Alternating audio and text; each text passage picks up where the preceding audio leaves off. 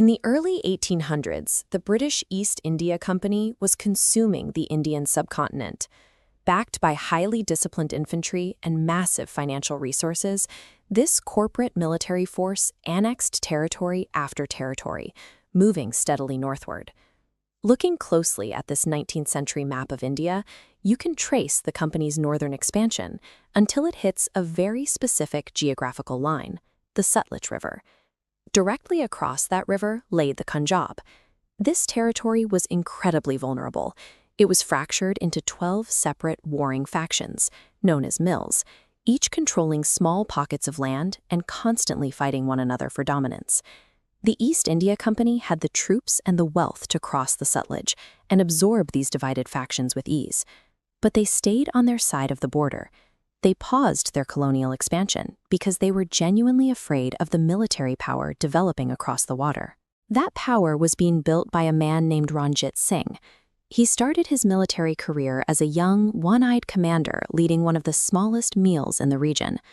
Over the coming decades, he executed a deliberate, highly calculated strategy to absorb those 12 warring factions and engineer an impenetrable buffer state, one strong enough to deter the strongest colonial army on the planet.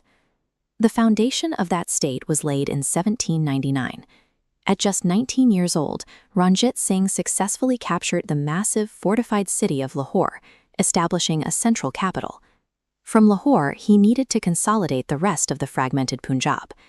Rather than exhausting his resources in endless sieges against the other Misls, he absorbed rival factions into his own coalition through calculated political marriages and careful diplomacy. This approach worked incredibly fast.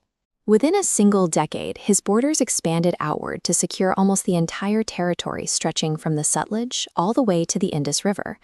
But holding the territory meant defending it against the British.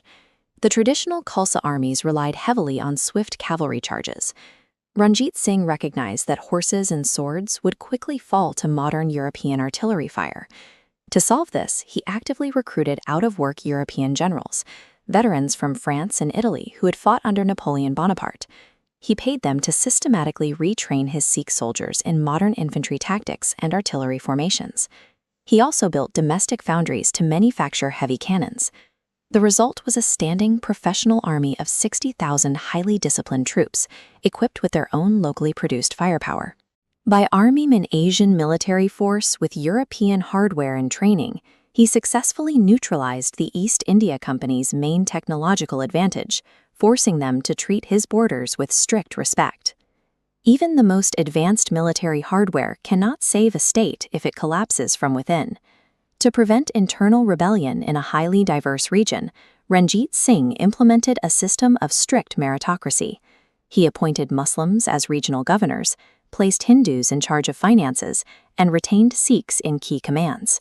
This religious tolerance was backed by direct state funding. He financed the marble and gold restorations of the Golden Temple, while simultaneously providing active financial grants to support local mosques and Hindu temples.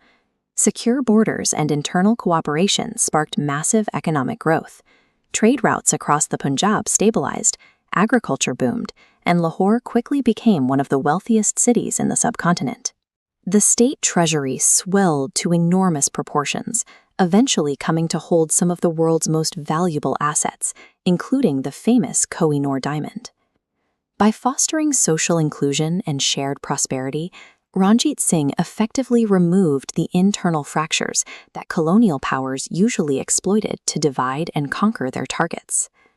At the height of his rule, the Sikh Empire covered an immense footprint, stretching from the borders of Tibet in the east all the way into Afghanistan in the west. He even managed to secure the rugged, heavily contested territory of the Khyber Pass, cementing his domain as one of the largest and strongest native states in 19th century Asia.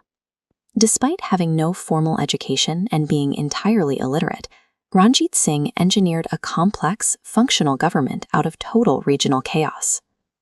However, the state had one fatal design flaw. Its stability relied entirely on his singular leadership. When he died in 1839, that cohesive center vanished, immediately plunging the administration into a series of violent power struggles. As the government tore itself apart, the military discipline weakened.